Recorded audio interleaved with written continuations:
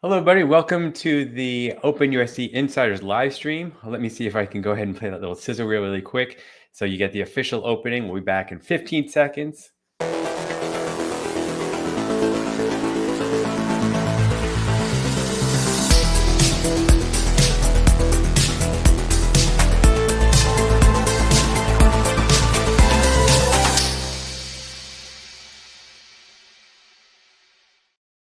Welcome. I had to make that. Usually that plays automatically. For some reason, StreamYard was not cooperating. But anyway, you got the sizzle there.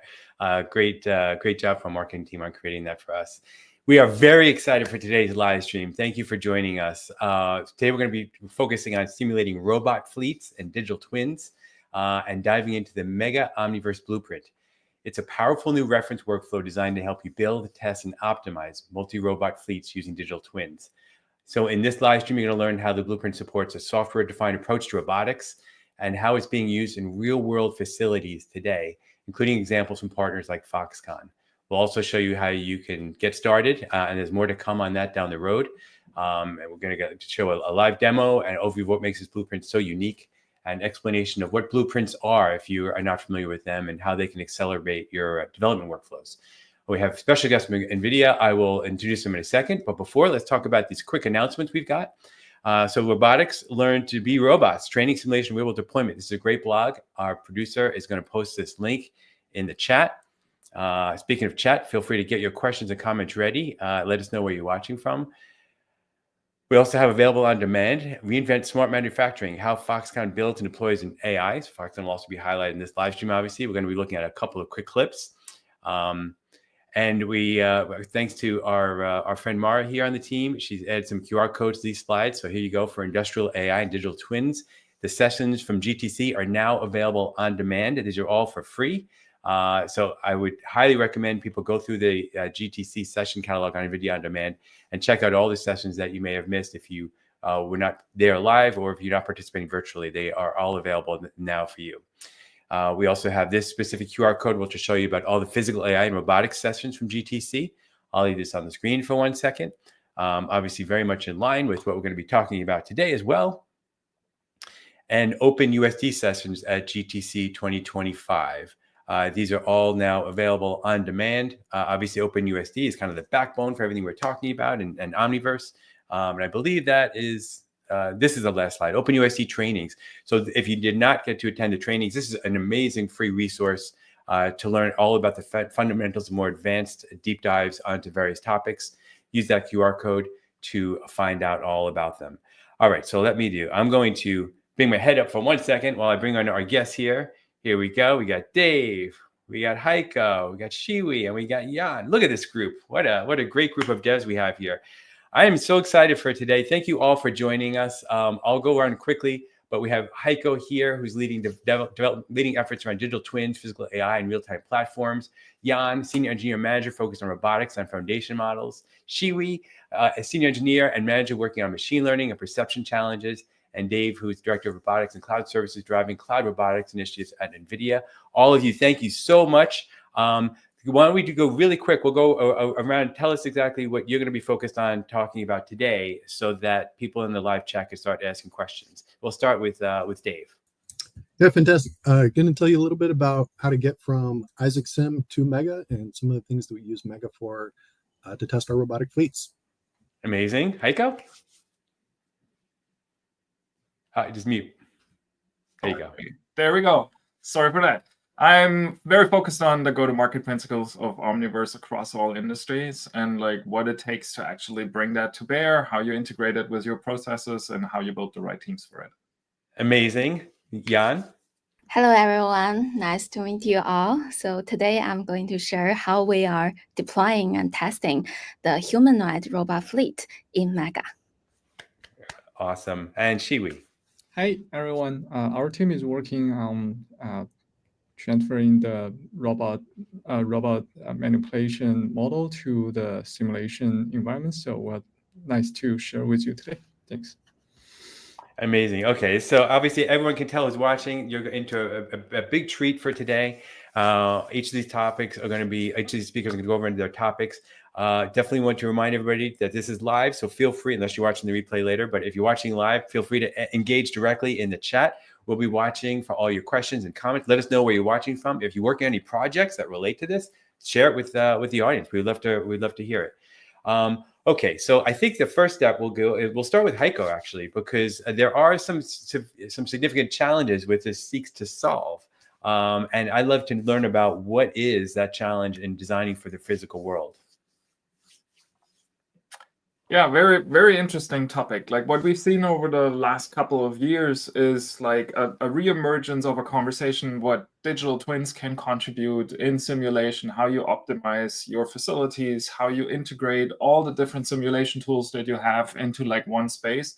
And especially through the emergence of USD, the capability of sharing across all these different software domains have opened up the aperture of like what's possible now and where we can go with that. Now, if you pair that with what's happening in generative AI and what we've seen with the emergence of agentic AI, we're now looking into a future of where we're not only generating content that is like word and text and how we start reason with things, we're also getting the capability that we can interact with the physical world, hence the term physical AI. And now that means that like everyone that runs these super complex facilities, whether we're talking about warehouses or production lines, or whether you're talking retail or healthcare, you now have the capability to use the understanding and the reasoning that comes out of the AI world into applying it into bringing robots into the space and optimizing everything one step further.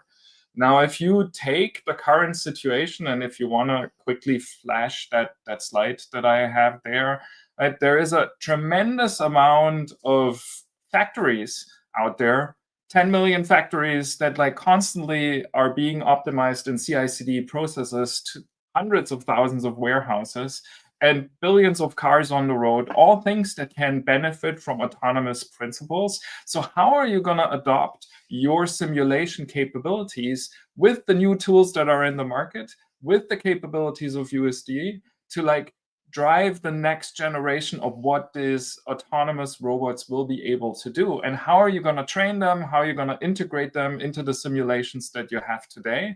And how do you like bring to bear the benefits that come out of the KPIs that you define for yourself to react to the challenges of today, whether that is a very diverse labor force or a reduced labor force in some countries, and how are robots going to augment the capabilities that you have in that space?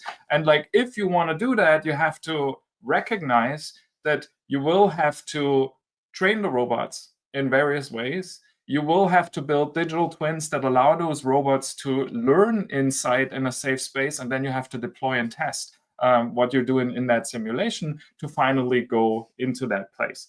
With that, I would say, Edmar, play that video from GTC. Okay, here we go. This is a great little video. We'll be right back in 2 minutes. KION, the supply chain solution company, Accenture, a global leader in professional services, and NVIDIA are bringing physical AI to the $1 trillion warehouse and distribution center market. Managing high-performance warehouse logistics involves navigating a complex web of decisions influenced by constantly shifting variables. These include daily and seasonal demand changes, space constraints, workforce availability, and the integration of diverse robotic and automated systems. And predicting operational KPIs of a physical warehouse is nearly impossible today.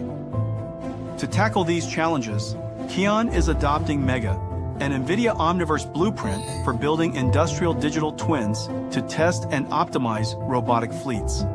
First, KION's warehouse management solution assigns tasks to the industrial AI brains in the digital twin, such as moving a load from a buffer location to a shuttle storage solution.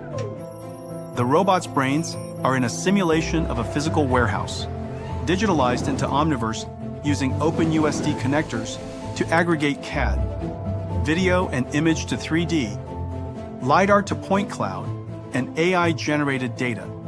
The fleet of robots execute tasks by perceiving and reasoning about their Omniverse digital twin environment, planning their next motion and acting.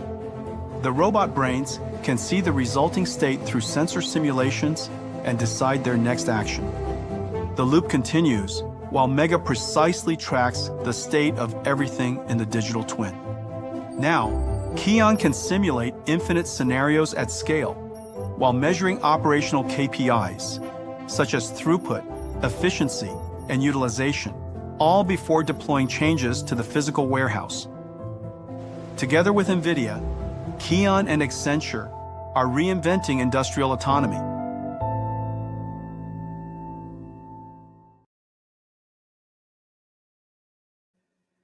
Amazing, amazing! What a great video and show and tell by Jensen there. And coincidentally, we're actually going to be having Accenture on live stream, I think, next week. So stay tuned for that. We'll put the link for that in the chat so everybody can add to their calendars. Heiko, that was pretty amazing. Very cool overview. And I think, we might have some people here who may not be familiar with actually what a blueprint is. I'm wondering maybe we could just go over that really quick as well. Yes, I will. First, kind of following up on what you've just seen, right? So to make this vision possible, you need, in principle, 3 computers.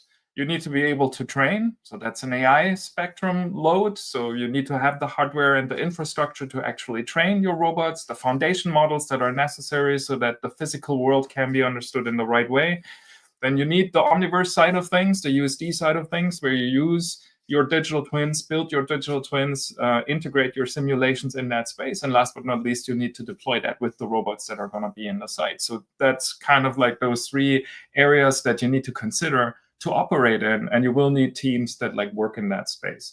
I've seen also that there is a question that was can you learn from existing data? Yes, of course. I mean, if you look, for example, in what we're doing with Cosmos, where we have a world foundation model that allows you to start at a very high level, you can, in principle, think about what you can take from what you have already, what exists in those foundation models, and then integrate that into your learning paths for your robots. Great question from LinkedIn there. Keep the questions, the comments coming.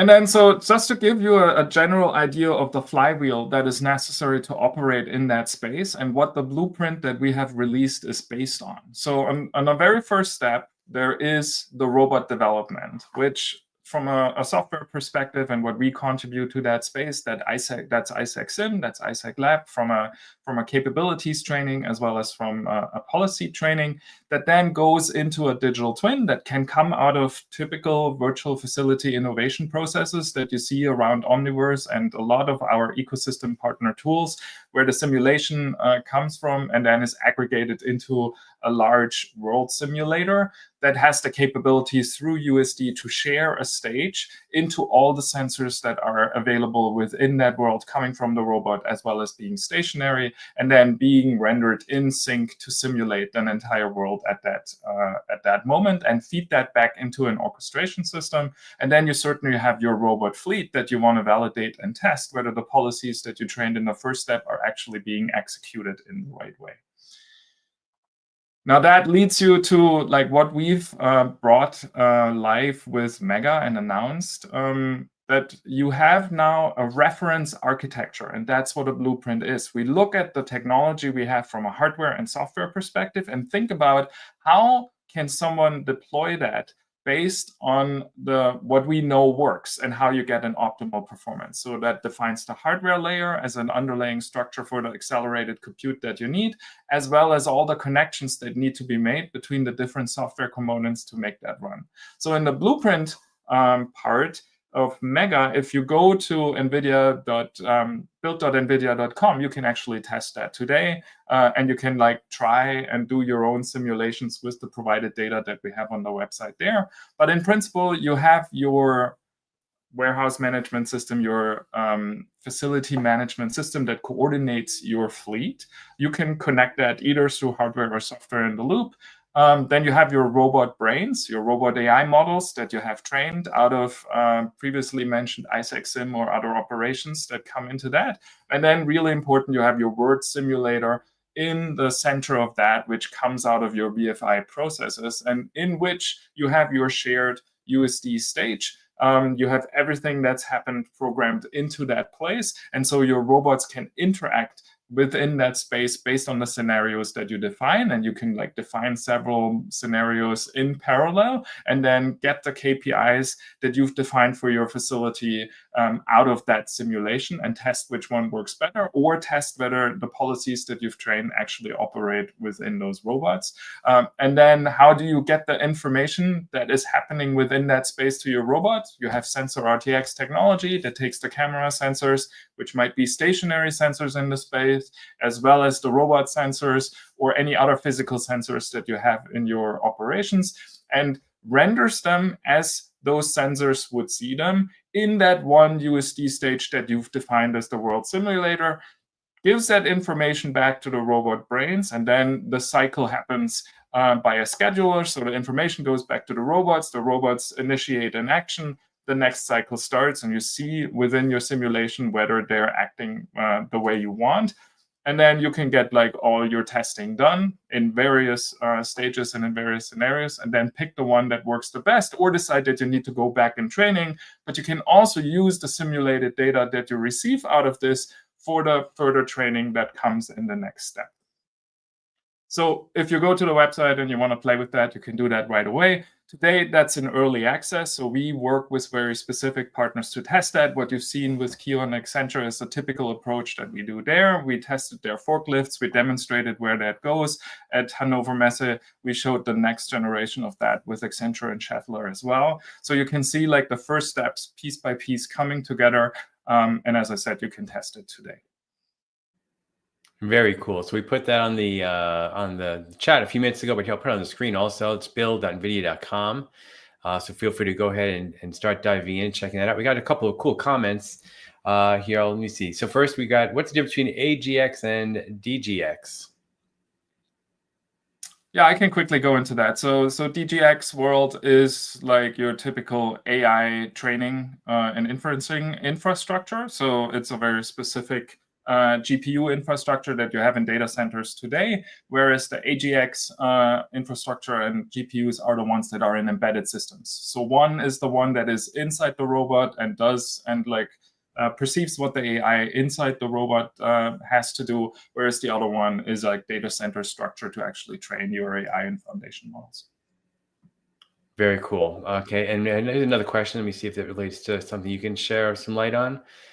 How is Accenture RTX decoupled from the world simulator in the current architecture? What allows it to run separately, possibly on a different machine?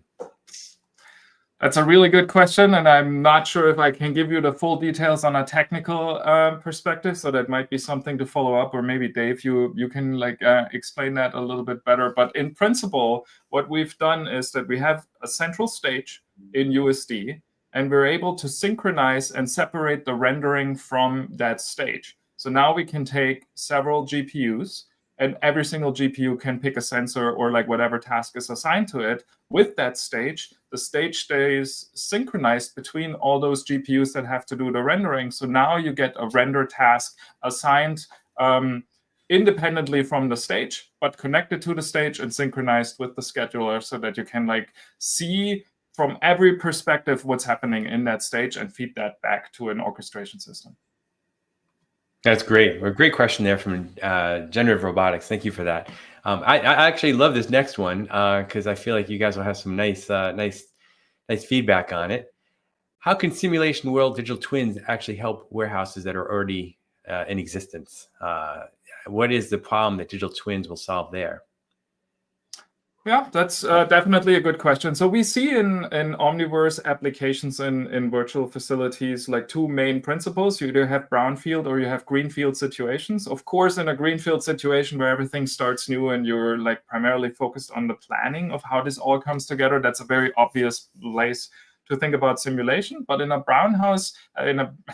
brownfield situation, you have that a very similar task, which it might be even more difficult. You have an existing environment. Some of the data might be there or not. You can use reality capture components to bring that into your simulation space, but you have already existing processes. Now you want to change those processes by introducing an autonomous robot or like smart factory components of like how your machines interact with based on the principle that they have now way more sensor information.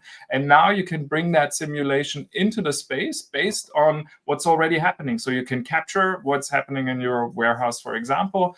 Think about like what a robot could do and ask yourself, how many robots do I actually need to make this a better operation? Or like, what should those robots do? Or how do I prevent those robots to create safety hazards with the people that are already in a space? And so you can use this validation and that simulation environment to answer those questions.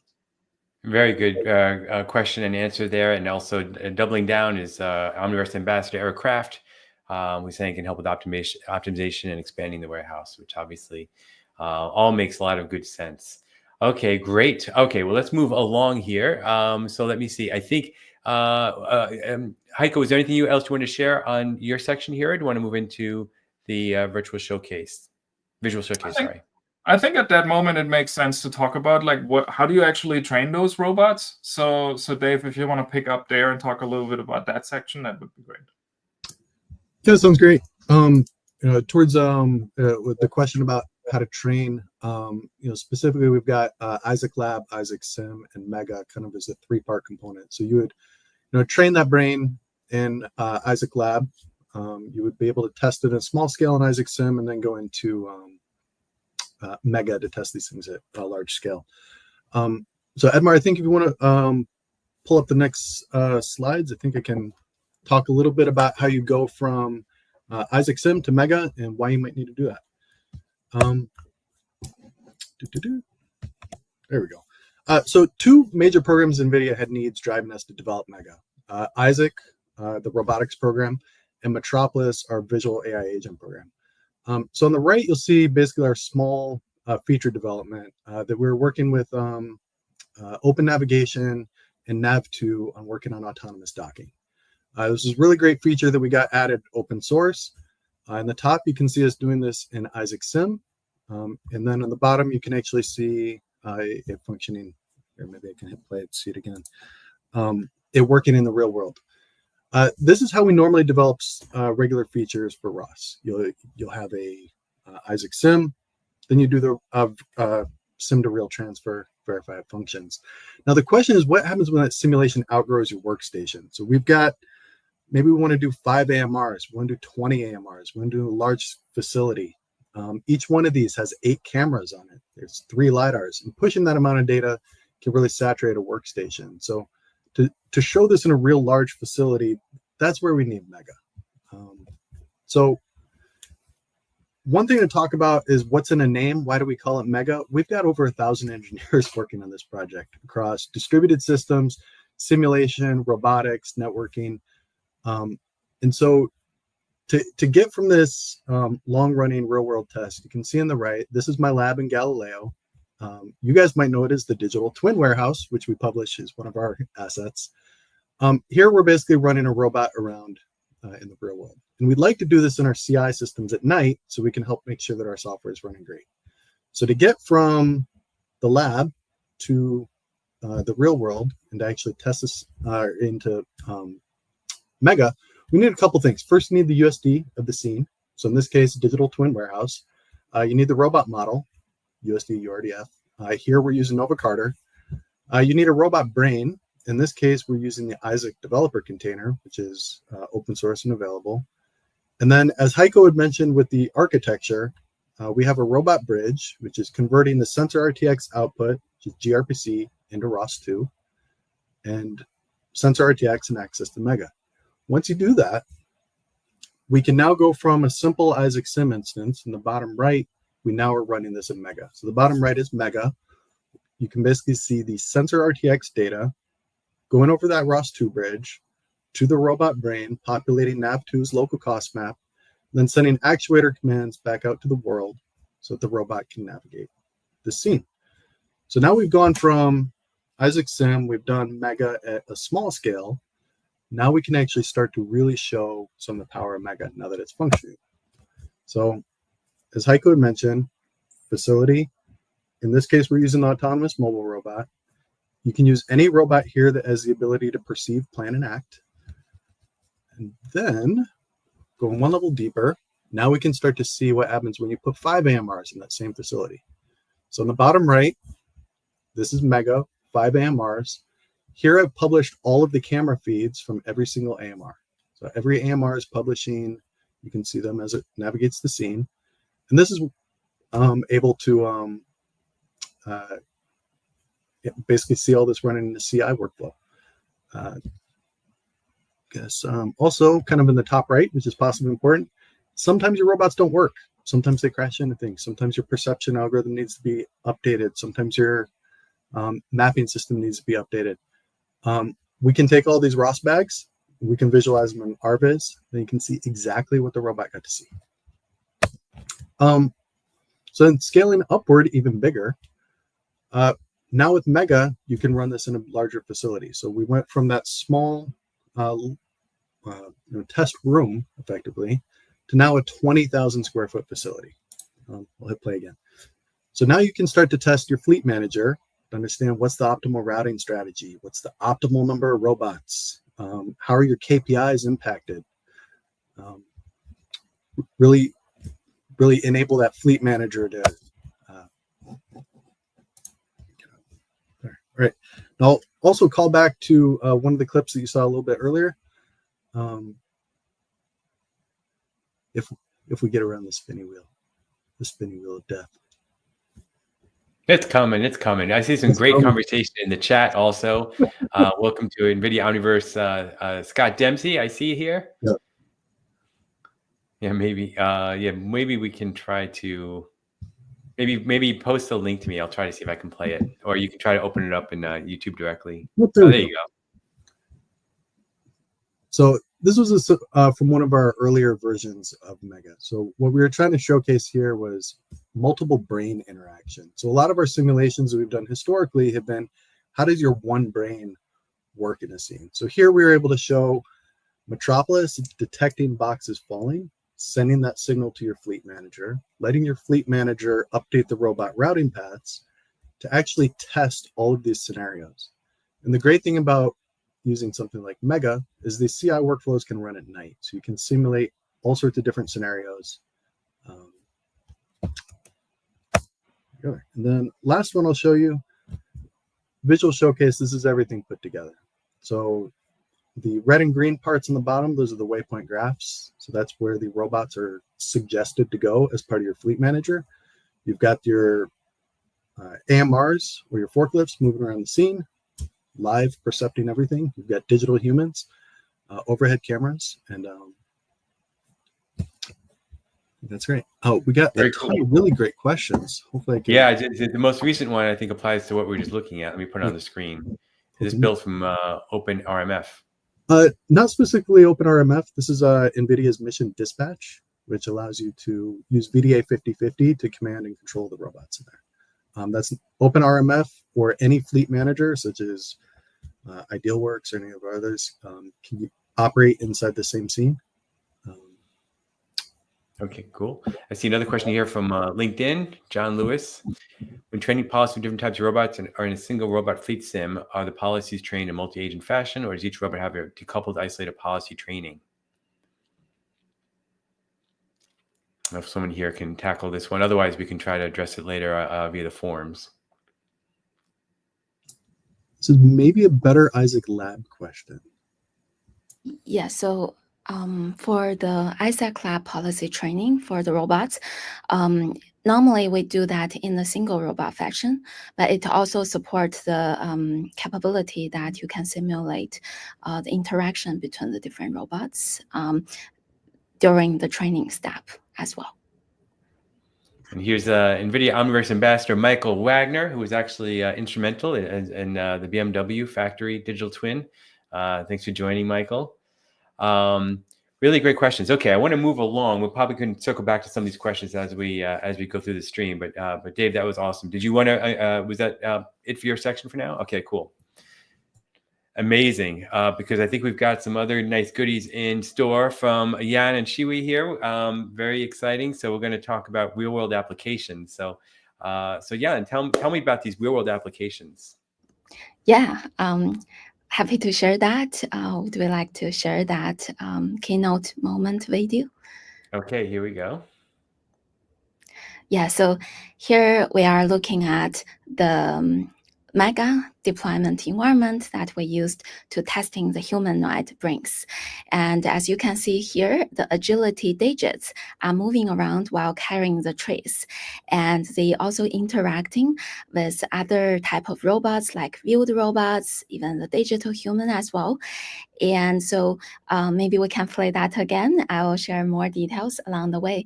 So what we are seeing here for the digit agility is that it's actually powered by multiple policies under the hood. So the controller policy control the robots running at 200 hertz in the simulation time, while the navigation policy running at 10 hertz.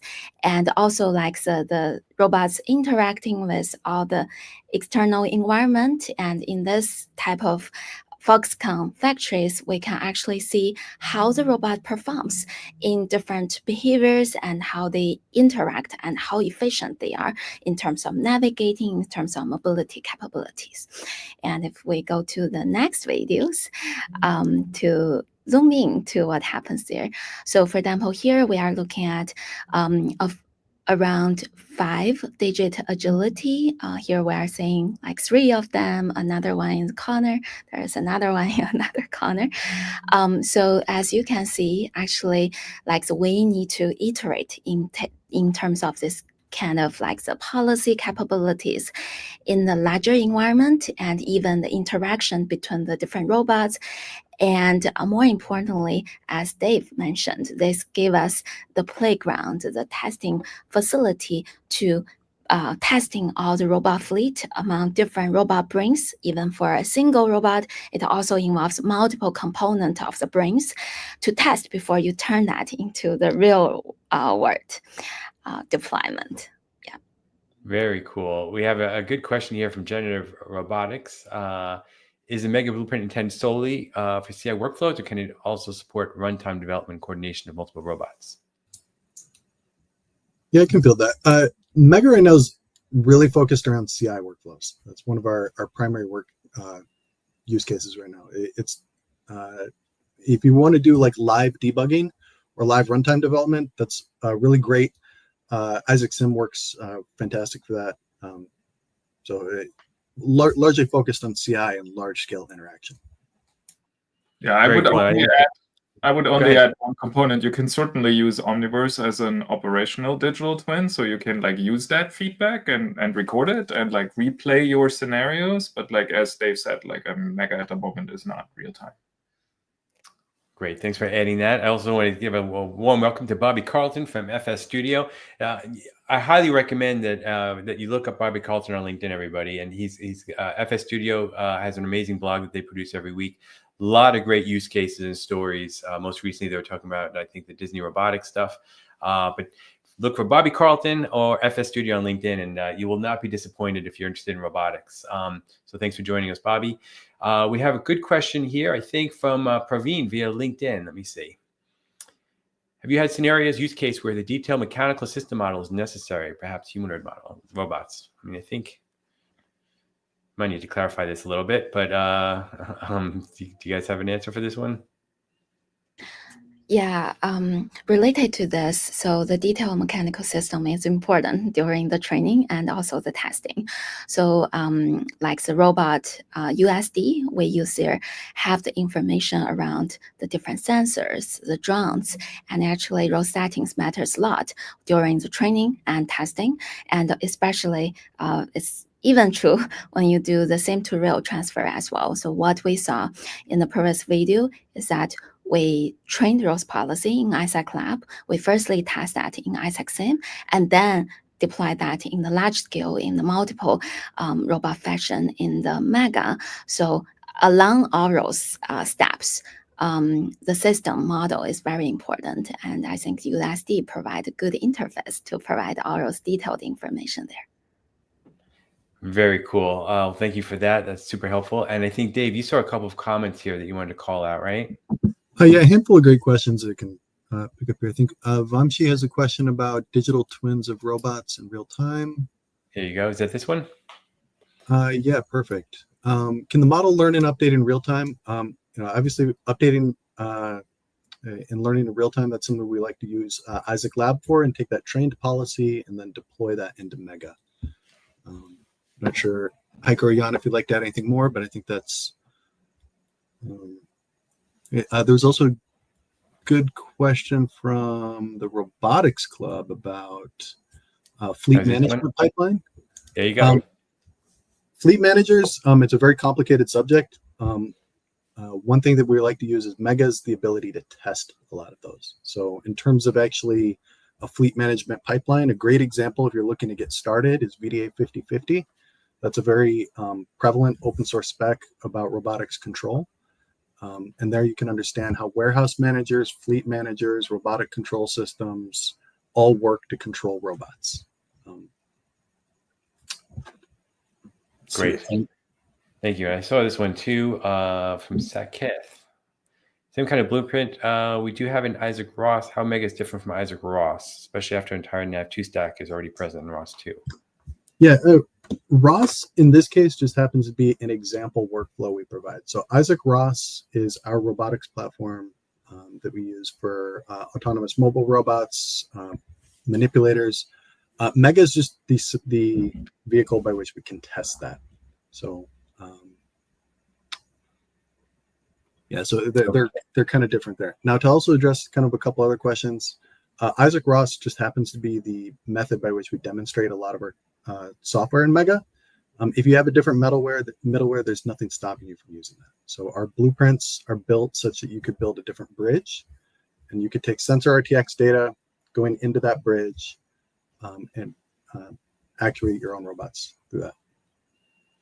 Here's an interesting question. How big is the sim to real gap and these testing scenarios when it comes to deploy the behavior in bigger warehouses? This is kind of a high level question, but. Well, that's of course always a relative question. But what I would say, if you take all these components that come with the Mega Blueprint into account, you're definitely closing that sim to real gap tremendously. Like if you use Omniverse, if you use Cosmos as a world foundation model that is like especially trained on autonomous robots and cars, it will tremendously close that sim to real gap because it's a physical foundation model that understands physics, understands how to interpret the environment, and creates content for synthetic data generation processes that allows you to train better. So you're definitely going to be better off with these processes.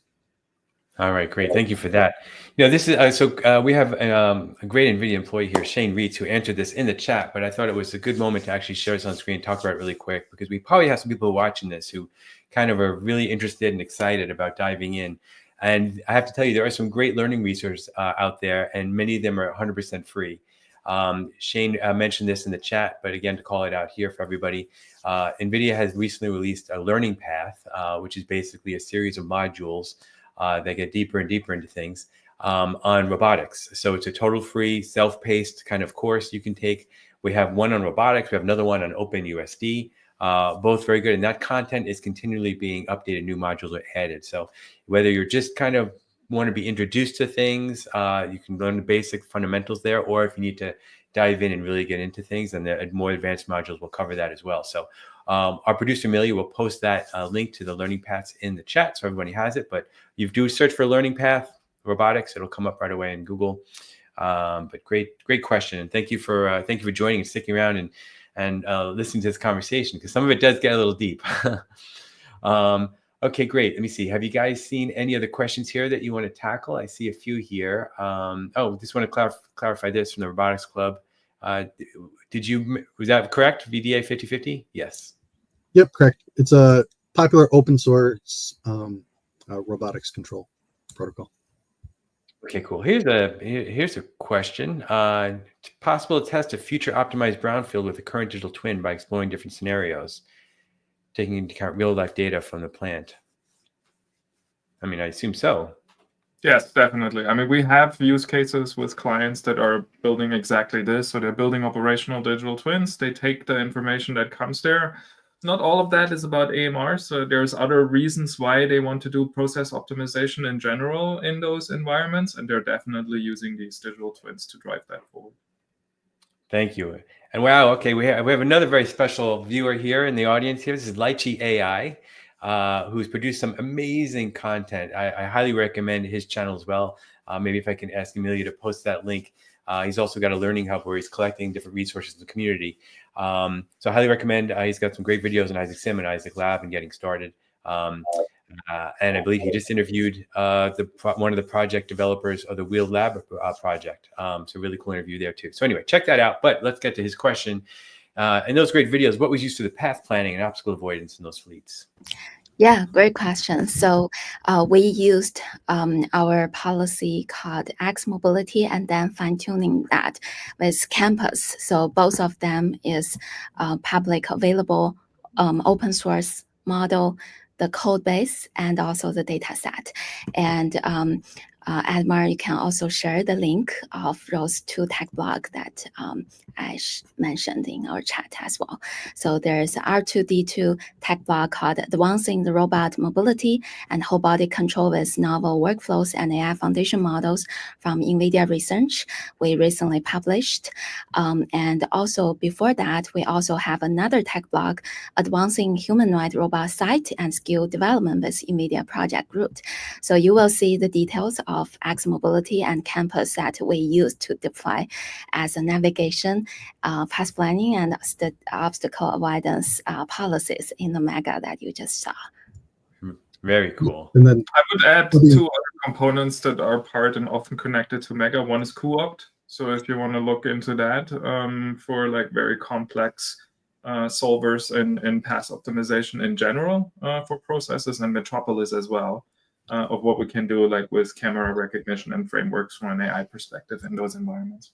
Right. So specifically, Jan was referring to the humanoid robots. The AMRs are using ROS, Nav2, and co-opt as high code.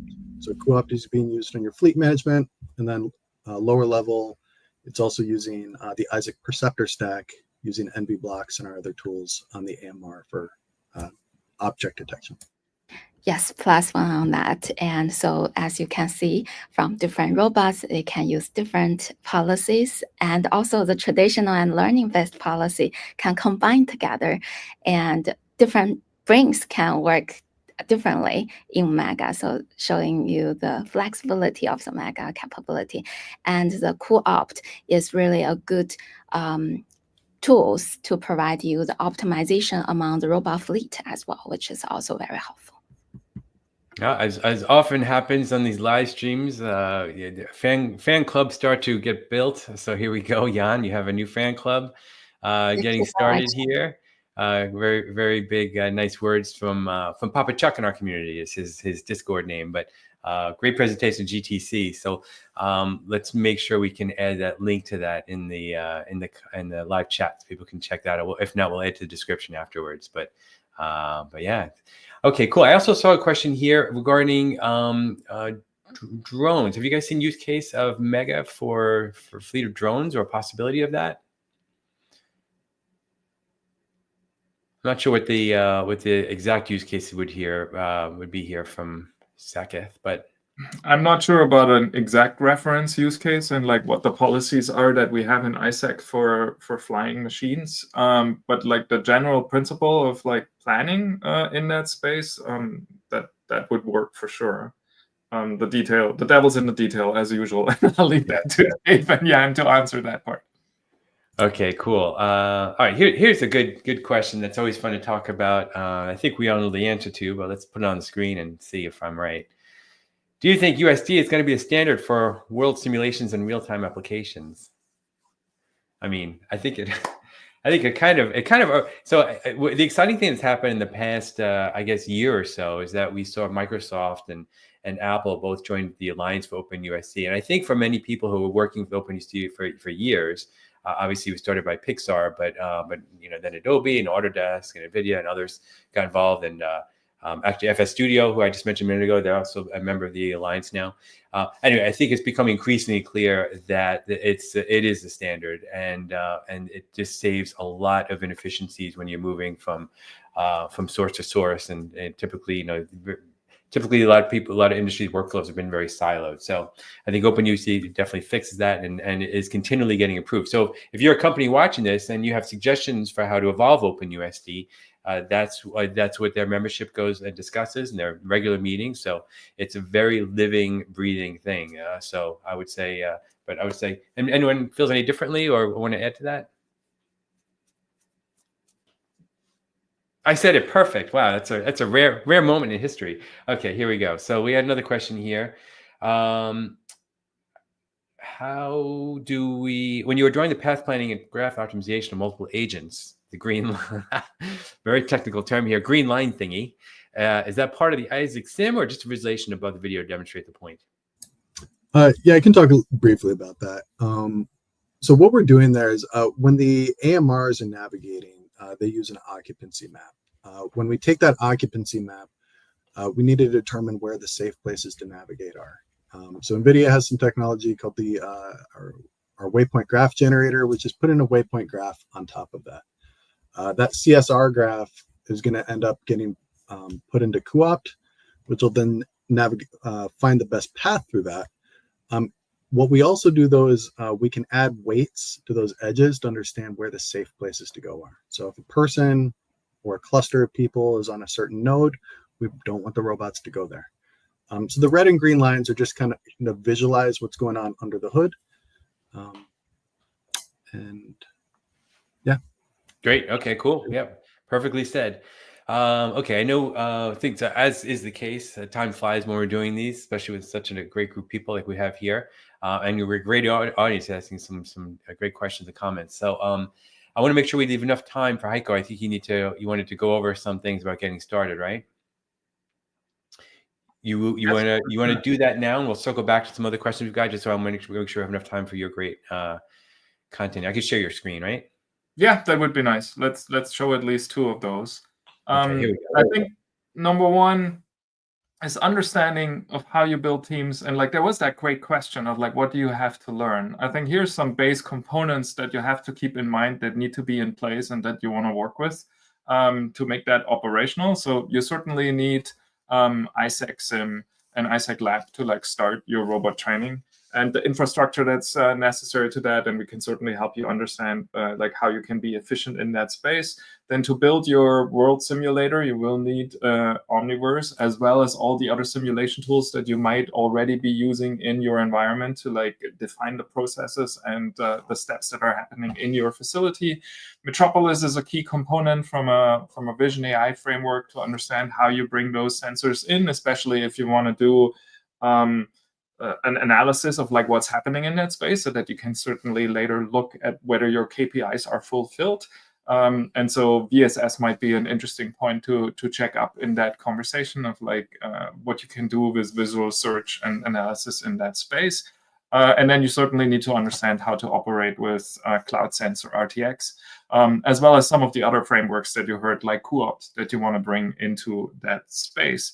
Now, I think it's always helpful to understand how like the baseline teams look like when you have Omniverse operations. So here's a nice little graph that gives you the starting team, how you build a center of excellence that understands these technologies and brings the right people into play, which might be a nice answer to that question from like, what do you need to focus on? So core is for sure that you have your Python developers in the space that know how to create these applications and connect the whole frameworks and understand how to work with the blueprints that we're giving you. You might need some additional 3D experts, especially if you want to use what you're building there for synthetic data generation and building like physically correct representations of your environment.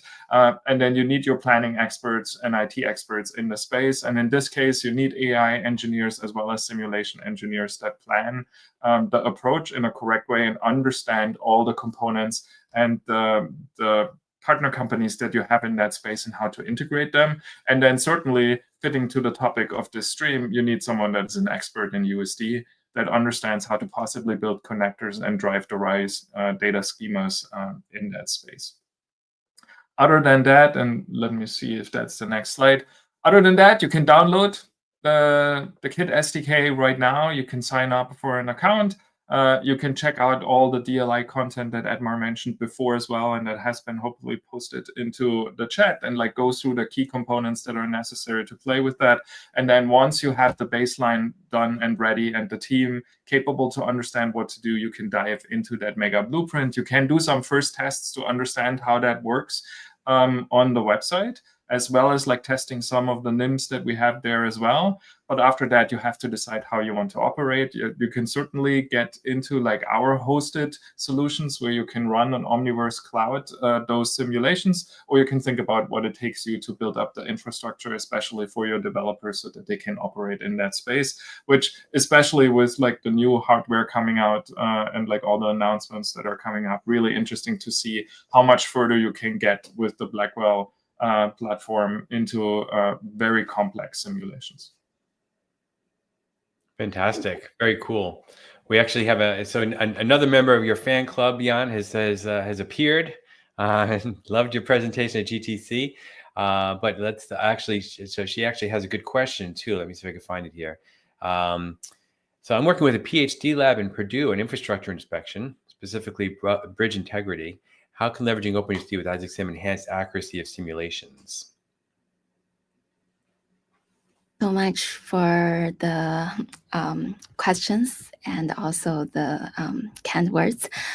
Yeah, so regarding this, so I believe the OpenUSD, you can do the modification based on your specific robots, and you can also add the different sensors for those robots.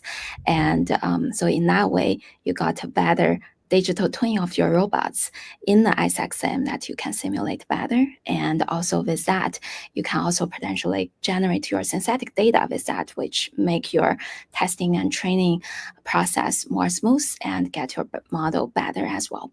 And also the Isaac Sim has also the capability where you can add different obstacles or different objects in the simulation environment. That's very useful for both the mobility related use case or the manipulation related use case. Yeah, and a lot of good tutorials on the Isaac Sim and some DLI courses are also available for that to go into the details on how to do that. Great questions. Amazing. Thank you for that. And I should call out that there's Amelia had shared it on the chat also. But if you're interested in Isaac Sim and Isaac Lab topics, there's a really great study group that happens weekly on our Discord server for Omniverse. So basically a group of people meet and they discuss different problems, challenges, solutions, just kind of brainstorm on stuff and learn together. I highly recommend that. There's usually one or more people from the NVIDIA team hanging out in that study group also, but it's definitely a community-run study group. So it's a lot of fun. That happens coincidentally or not coincidentally at 12:30 p.m. Pacific on Wednesday. So about a half hour after we wrap up here, it's on our Discord server. So highly recommend that. Discord server also has amazing resources. You can check out the Isaac Sim, Isaac Lab channel, other channels based on topic, and just make sure you look at the pinned resources for those channels, because we try to put the latest tutorials, the latest sessions, resources, including from the community. We try to pin those channels as well, so you have the latest and greatest stuff. If you need the Discord link, marketing team hopefully is not watching this right now. If you are, look away. This is a Discord link, very unapproved marketing asset here, but that's discord.gg/NVIDIA Omniverse. That is how you get to our Discord server. Okay, marketing team, you could now look at the screen again. Let's see if we have any other questions here. Let me see. I see some questions about hardware requirements. I'm not sure if you guys want to get into that. Well, I mean, what I can add, we will be at Automate Detroit. So I will dive a little bit deeper in the general principle of how you build those digital twins and what teams you need. The infrastructure requirements are dependent on two components. First of all, is like, how do you develop your apps? How big is your team that needs like access, and how complex is the infrastructure that you're actually simulating? So in principle, you start with your center of excellence, core team. Once you get into like building your MVP and testing these things, this team probably grows to like 10 to 20 people at the minimum. It might be bigger if you do fairly complex simulations in that digital twin. I mean, some of the reference partners we have that like are executing have teams that are 50, 60, 70 people, but they're also maintaining 50 to 80 applications that they've created around those digital twins. And all those, depending on how many concurrent developers you have, they need access to a GPU, in this case, a fairly comprehensive RTX GPU. So I mean, like, you're talking ADA 6000 or better hardware because of the memory requirements that you have in that space. And then you build your applications, and then depending on how many concurrent users you have that are using these applications to run the simulations, tests, or whatever you're deploying those in your infrastructure, you can stream those applications. So you can use virtualized infrastructure, but again, it's then highly dependent on how many GPUs does your application to display what it does. And then how many concurrent users do you have? So that's an easy way how you can calculate that. As soon as you get into Mega, and as well as into the training of the robots, it's all about how fast do you want to train? Are you building foundation models around the robots do you have, or are you just using inferencing in like testing those? And then how many sensors do you want to test in parallel? Depending on the size of your facility, and that will then define the amount of GPUs that you need and the compute dependent on the time that you want to calculate that. So, I mean, if you have a project and you need help calculating that, then please reach out, and we're always happy to help you understand how to get to the right infrastructure. Amazing. It looks like you'll have another friend to hang out with at Automate. Bobby Carlton from FS Studio will be there. And Awesome. I think also there's a robotics summit happening in Boston in a couple of weeks. I'm going to try to sneak away and hang out there for a few hours. I think Bobby and Carlton and FS Studio will be there as well. Bobby, how are you getting around everywhere? Very impressive. Okay, so let me see if we have any other questions. Any of the speakers, if you saw something, or Shiwei, if I know if you wanted to cover anything specifically, I'm sorry. I want to make sure you get enough time to chat about your anything you want to share with the audience here. Feel free to unmute yourself. No, I will answer questions. Okay, cool. All right. Let me see. So we have a couple of start questions from Amelia. Here we go. Do we happen to describe the containers infrastructure needed somewhere? If we had the Terraform and Ansible code, that would help us deploy and try it. I think there's some reference points already when you go to build.nvidia.com of like how you can deploy some of those things, and it gives you reference code as well. If you want to dive deeper into that, it's probably best to reach out to us, and we can have a conversation of like how that works, depending on the details that you need to know. I don't know, Dave, can you answer the specific code question there? Yeah, right now it's early access. So if you're a larger company trying to get engaged and testing something at scale, as Heiko mentioned, reach out. We can set something up. Internally, it's using a lot of we've got Helm charts, NVCF functions deploying a lot of things, but it's entirely built towards bring your own Docker container to test your policies and things like that. So pretty common deployment tools that we use internally as well. Okay, cool. Let me see. I think he had another question here, a follow-up from Papa Chuck. Mega comes after the policy is trained, question mark. So Mega has tooling for validating? Yes. Yeah. So Mega comes after you train the policy in Isaac Lab, either using imitation learning or reinforced learning. And firstly, we test that in a smaller scale, basically single robot to interact with the environment in the Isaac sim. That went really well and fully tested. If you want to deploy this in a much larger fleet of the robots, then that is where the Mega comes into the picture. And yeah, Mega indeed have the toolings for validating the policies, and Word Simulator is part of that. Very cool. Thank you. Great questions from Papa Chuck throughout. All right, we have just about a couple minutes to go here. I want to make sure we have enough time. Oh, so this is a good question, probably. Let me see. I'll put this on the screen. Difference between Isaac Ross and versus Mega. Well, obviously, Mega is a blueprint. Isaac Ross is the middlware that you would be using on your actual AMR itself. Mega is the blueprint that you would be using to test this all working together. There you go. Great. No question is too silly to ask here, so feel free. Not that was a silly question, but okay. So now let me see. So another question we had on aerial robotics. We covered that a little bit earlier. This came up earlier. how are you addressing machine downtime? Repair these robots to repeated cycles of use, maintenance, etc. Is that something that we can answer here?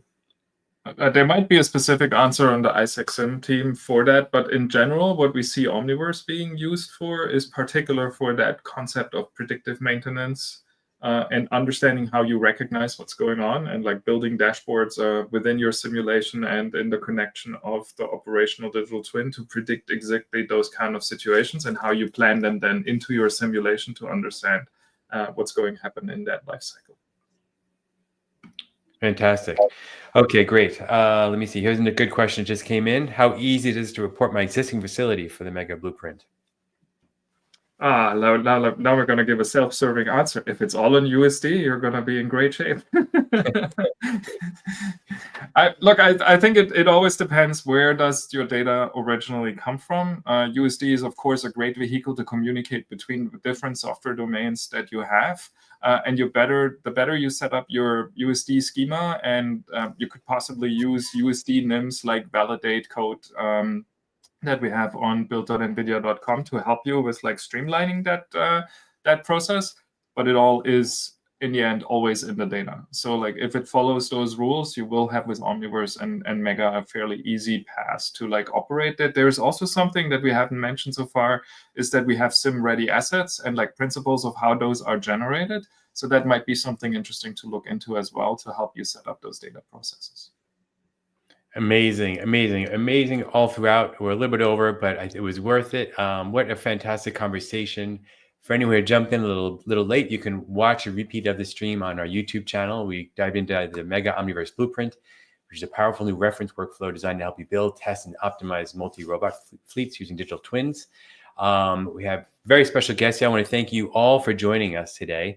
Really, really great insight and presentation throughout. And I want to thank all of you out there for watching and contributing to the conversation. What fantastic questions and comments we had throughout this hour. I have some resources on the screen. You can snapshot this with your phone for the QR code to get there via the QR code. We have our events channel. We have the forums where we have support for Isaac Sim. If using Isaac Lab, that support is actually handled on the GitHub. So feel free to go there for that. Discord server, which we mentioned with my obscene graphic before, you can feel free to use the QR code to get there a little easier. And then if you'd like to check out some of the Omniverse ambassadors, feel free to check that out. We have some great people in the community that are leveraging Omniverse and OpenUSD for various different workflows that are just fantastic resources, because they're using it day to day in their jobs and are very happy to help people. Again, thank you all very much. It's been a fantastic hour. We're very excited also for next week with Accenture. So I hope everybody's able to tune in for that. If you missed anything, again, YouTube, go to the streams, and you'll see all of our previous live streams, including this one there. Any closing comments or words of wisdom from anybody before we pull the plug? Thank you so much all for joining us and all the awesome questions and comments. And I always learn from the community, and looking forward to more interaction with you guys. Thank you. That's very nice. Thank you, everybody. All right. So we'll see everybody on the forums, on Discord, or maybe at one of the upcoming conferences we mentioned, like Automate. Like I said, I'll be at the Robotics Summit in Boston in a couple of weeks. So feel free to ping me. You can always reach me if you have any questions on the resources we shared here. You didn't get it, just feel free to ping me on Discord, Ed Mendy, or you can just go to my LinkedIn page, easy to get to, edmar.net. It'll bring you right there. Thank you, everybody, for joining us today. What a fantastic hour. Until next time. Thank you all. Have a nice one.